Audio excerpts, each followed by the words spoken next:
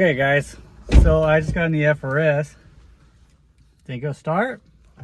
We had to get it towed home. Oh, there's no clutch pedal in this thing.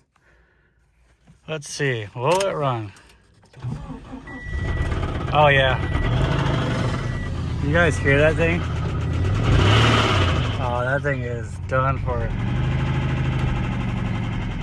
But she still moves, so that's a good sign. At least we can get it back in the shop. So let's get it moved over. So we're going ahead and got it in the shop. But looking around, this thing's knocking. Alright guys, so I was about to get started on this, but I found some GT rods and pistons yesterday. And I was like on the fence and going to get them. And then I just so happened to look on Marketplace. You guys know, Marketplace is a terrible place to go if you got some money in your pocket. Anyways, someone had a 2J VVTi GE motor with low compression for 200 bucks. I'm like, perfect. I can rebuild that engine with GT rods and pistons in it and call it a day. So guess what we're gonna do? We're gonna go pick up the rods and pistons and then go pick up that engine. So then we'll have an engine for our FRS. So let's go get that. Well guys, we got back from picking up our engine. So we got a 2J VVTi GE engine. So we paid 200 bucks for this. The guy said it had low compression, which works out perfectly. There's another guy that had GTE rods and pistons, so we can rebuild this with GTE internals so it can handle some boost. So let's get this unloaded. Get ready for this. Do you want to keep bass? Want to keep bass? Want to keep bass? We are back. Okay, so we got the engine unloaded yesterday. So to give you guys an idea of my plan for parts wise. So we have the GTE long block. We're going to rebuild it with GTE rods and pistons. So it's essentially a GTE at that point. Transmission wise, I'm going to use an AR5 out of a 2020 and up FRS slingshot transmission. So that is really similar to the R154, which is real common to put behind a 2J. But that transmission has carbon synchros. And what I've read is it seems like I can just put a 2J bell housing on there without shortening the input shaft. So with the Colorado AR5, you have to shorten the input shaft a little bit. But with Slingshot one, you don't have to. So that's my plan, to just get that. And then I'm gonna get W58 flywheel, W58 pressure plate, and then get a Solstice clutch disc so everything will mix together well, and then do a Solstice hydraulic throw bearing to make that whole system work together. And don't hold my word to that one, because we're gonna find out together on if that whole setup will work. And I'm gonna record the whole process, so we will be able to find out if it will work or not. So like the reason doing the Solstice clutch disc is because the R154 is a 21 spline input shaft, and then the GM AR5 transmission is a 26 spline. So that's why we're gonna change up the clutch disc. And then ECU, I'm gonna use the same ECU that my blue car is on, which is the Hydra 2.7 EMS. But let's get some actual work done instead of talking about it. So I'm gonna go ahead and get this rear bumper off, start getting the rear fender flare fitted up. So it's sticking out some because the bumper has to be removed first to get it to tuck in there. And then I don't know if you guys ever heard of Cleco clips. So we're gonna be using Cleco clips so we're just drill a 3/16 hole, put our Cleco clip in there, and then that will hold our panel so we don't rivet anything in place just yet. Let me get some Cleco clips and I will show you guys what they look like. So Cleco clips, it's these. So it's essentially like a reusable rivet. So you just put it in the pliers, push it out, and then it pulls it back and it holds your panel in tight while you get everything situated. Also allows you to drill all your other holes and makes it super easy so you can remove your panel. So if you guys don't know what these are, they're called Cleco clips. CLECO. But yeah, these are very handy when you're doing like sheet metal and stuff like that. When you need to put it on, take it off, put it on, take it off. They're very handy. So if you don't have a set, and you do sheet metal work, you probably should get a set. Okay, so I went ahead and got this little duck bill for this. So since this would probably release them out of effort to be put on, I'm gonna go ahead and get this just spit it up on there. So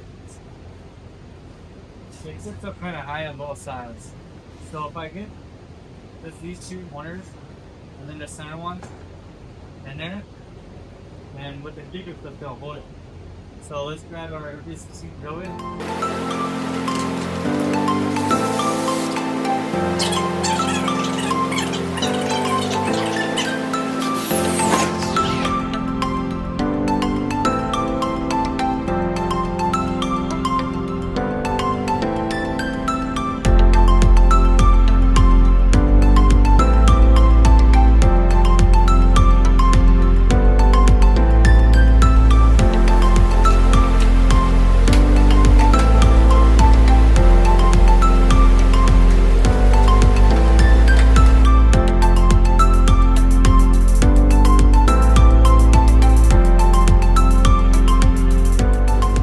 Alright guys, so check it out. So now we got all of our clicker clips in here to hold this in place. So the only thing is there's some 3M that's supposed to go under the bottom side here, so it's kind of flexible still under here. But it's on there right now with the clicker clips. And we'll leave it like that. We'll leave it like that until we go ahead and get this painted. So but since we got that on there, let's go ahead and get our bumper off and start getting our fender flares on there. So you can tell right here, there's this lip right here that needs to go in between the bumper and the fender. So I also don't know if anything else needs to be cut on the back side, but I do know on the front side, we got this section right here that I'm gonna have to chop a section out of the fender right here because that rounds right there. So let's go ahead and get to it. Okay guys, so now we're gonna take the bumper off. I never take away the bumper off. So I know just as well as you do how to take one of these off. I assume here's some screws here, maybe some clips on the way, and try a screw right here. So let's pop the trunk and see what's in there.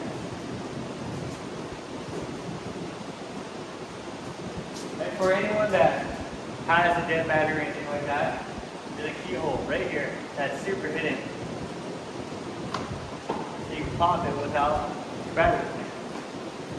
So let's see. So look at the 10 there, the 10 here.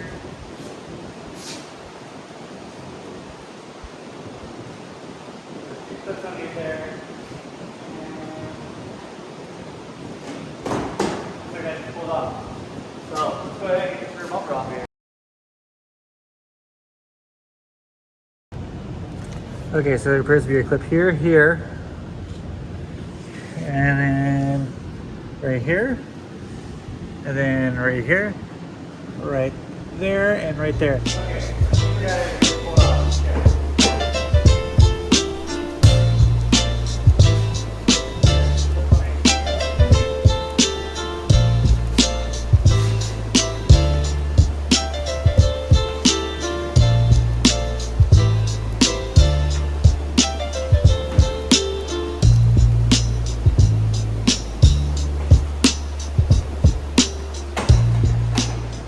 So I'm pulling this carpet back so I can get the taillight out. And I noticed this. I noticed this little plug with a switch right here. And I look over here, there's one over here too as well. Check out what it does. See, look, we have our just normal flasher, flip the switch, and now we have our sequential.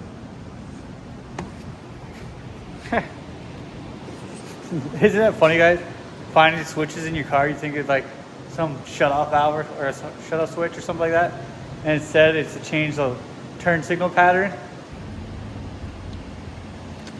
So for anyone that's wondering how the taillight's coming out, there's 1, 2, 3, 4 nuts we have to take out.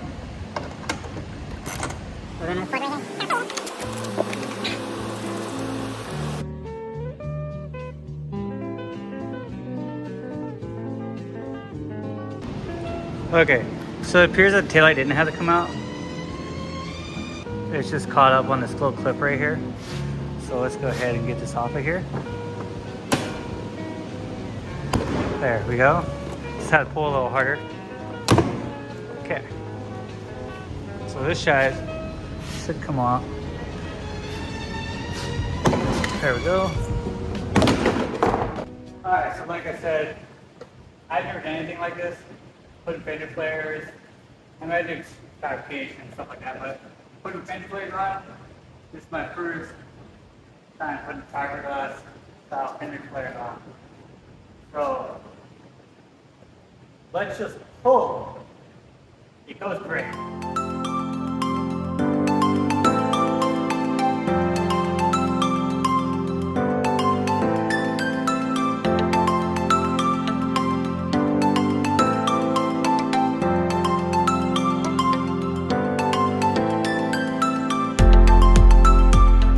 Okay, so my first opinion, fits like crap. I mean, I paid less than $200 for all. One of the big issues is they put these divots here, like, you know, like they put them there for a rivet, but they raised the panel while doing it, which in my point of view is dumb. We can put a bit of silicone right here and then paint it so it's all smooth. But one of the other things I noticed right away too is if we follow this body line right here, this curve does not line up, which isn't that big a deal because we could trim it right here. The only thing is it would interfere with that one and that one, but those are very faint, so we'd have to follow our curve on that to get that right. All right, guys, so it's the next morning. I decided we're gonna cut it up. Totally against my religion. I totally against doing it, but we're gonna do it. But in the meantime, I gotta get these wheels off of here and then get one of them, at least, or probably both rears, put them on this van, on the right-hand drive Odyssey. The rear noise making a howling noise, but I know the wheel on that corner, it's not fully true. I know it had a little, it's a little bent. So I'm gonna try to put two of these wheels on there, just see if it goes away. Because I already checked to see if it's like wheel bearing. It doesn't seem like it's wheel bearing, everything seems tight. So it might just be how the tire is bearing. So I'm gonna go ahead and switch out the wheels and see if that fixes it. Then I know it's gonna be the wheel and I'll just replace the wheel.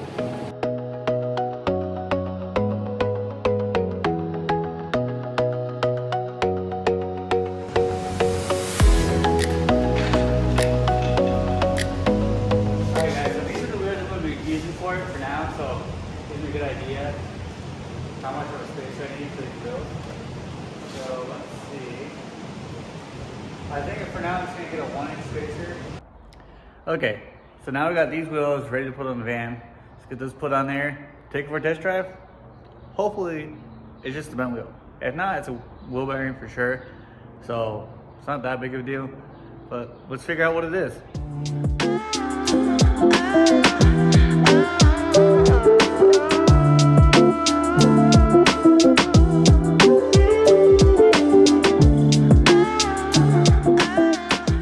So we went ahead, got both sides changed over, dropped down to the ground, take it for a drive. Hopefully I fix that. I rolled the tire on the ground and it does not roll very well, so I'm pretty sure the humming noise is from the tire, but I just wanted to make sure it was that before I went ahead and bought a new rim or change or go deeper into dissecting it. So obviously I have extra wheels sitting around, so might as well change the wheels out and take it for a drive and see if that fixes it. All right, guys, so we're gonna take this thing for a test drive. Let's see how it does.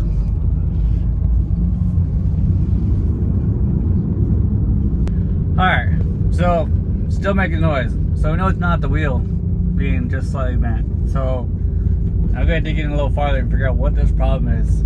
I think it's gonna be a wheel bearing, just cause like how it sounds.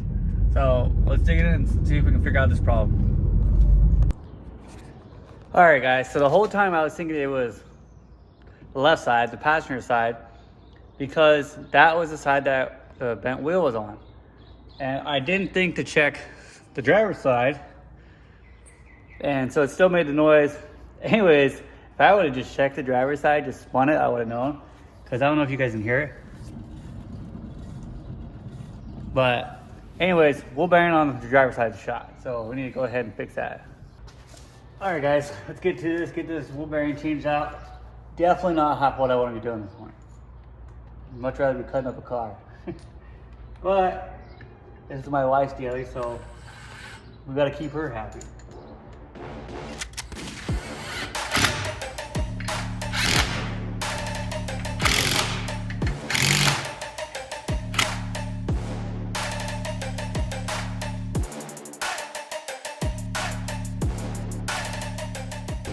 Okay, so we got this part of the brake stuck. This little pin that holds the brake shoe on there. I don't know where it is.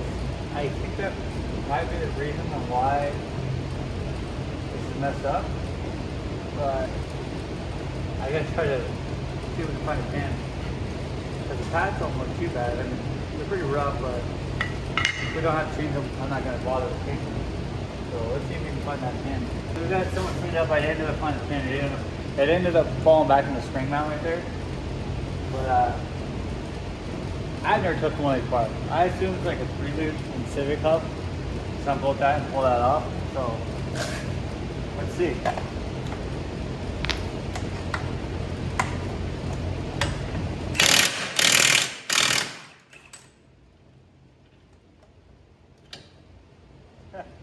Yeah, easy peasy. So this is pretty easy wheel bearing to change out, just because it's this assembly. So it makes it super easy actually. I definitely thought I was gonna have to press the bearing out and press the new bearing in, and I was not looking for that. But now since we see how easy it is to take out, definitely looking forward to it. The only thing that's gonna be a hassle now is the brakes.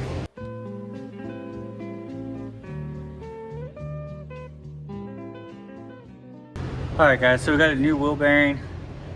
Gonna go ahead and get it on there, get the brakes back on there. Okay, so we got the van done. Well, not fully done. We got the wheel bearing done. We still have to do the camber arms. Still have to do that, but she had to go, so I had to hurry up, finish up that wheel bearing, get that done, get it out of here, so she could get to her whatever she needed to go do. But then when she comes back, then we'll have to do the upper arm. But now we can get back on this bike. So let's get on this. We're gonna go ahead. I think we're just gonna go ahead and mount this where it needs to be, and then later I'll go through and cut up the fender. So let's get on that.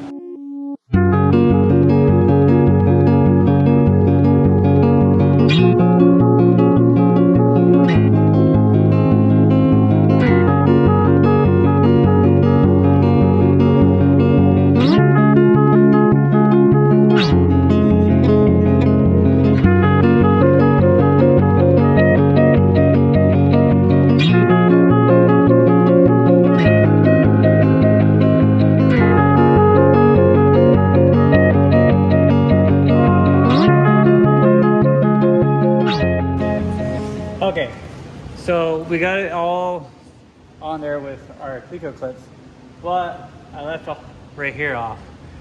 So as you can see how this curves like this, I don't like that's uneven. So what I'm gonna do is measure this gap up here and follow all the way down so we have a nice even gap right here.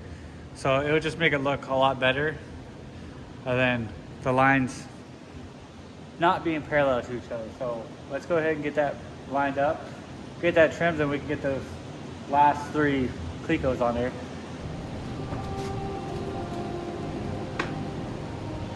So now we have our line drawn. So we have to trim it right along here so we can get our line the same. So I went ahead and marked where my holes are going to be. So I'm going to go ahead and drill my hole, put our Cleco clips in there. So I have everything lined up where it needs to be, and then I just got to trim this line off of here.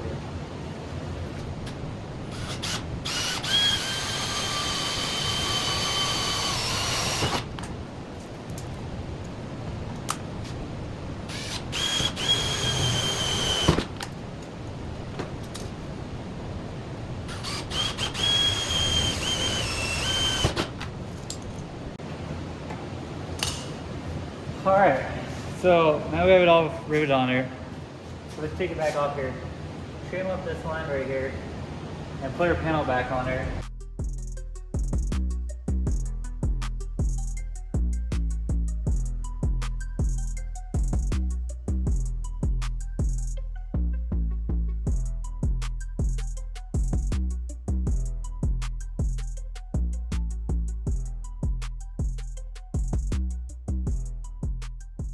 There we go.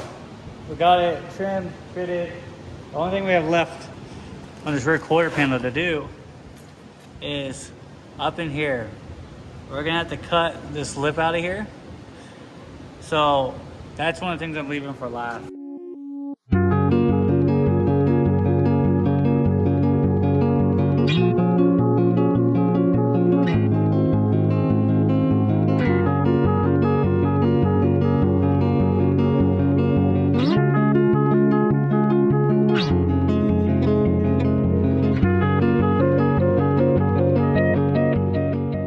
Alright guys, we got this one all fitted up. Now we just need to go back through, trim that excess off of there. We're gonna get to the front. So let's get on with it.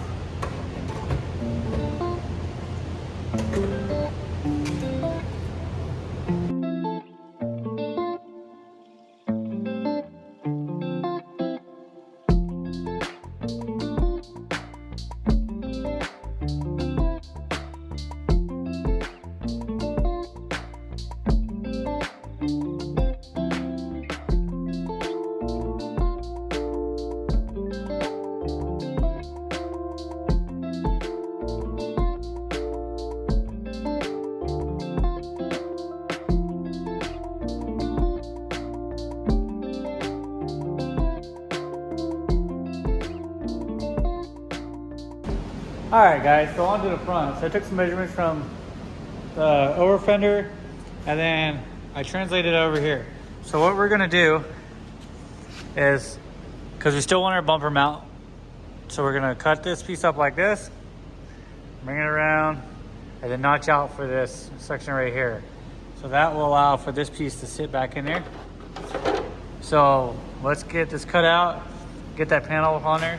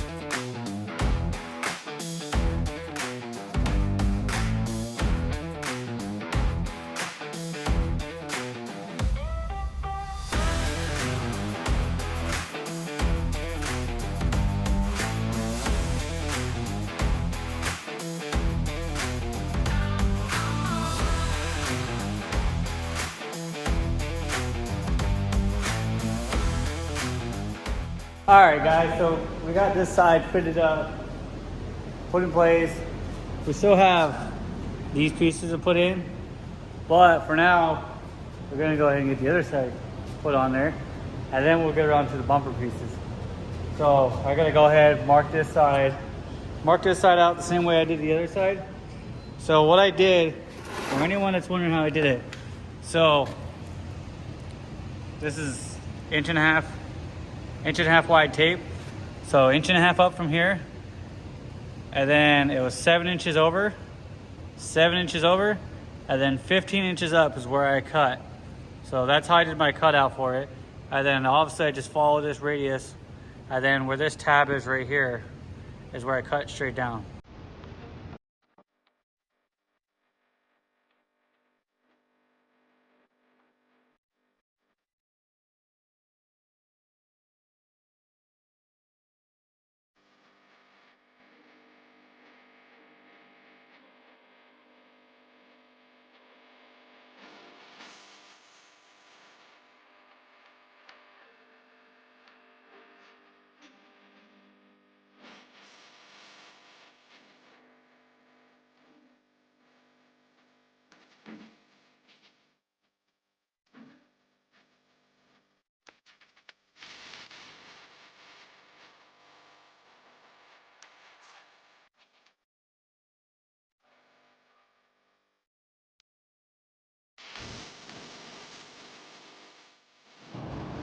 All right, guys, so we went ahead, got this side on here. We still have our front pieces here.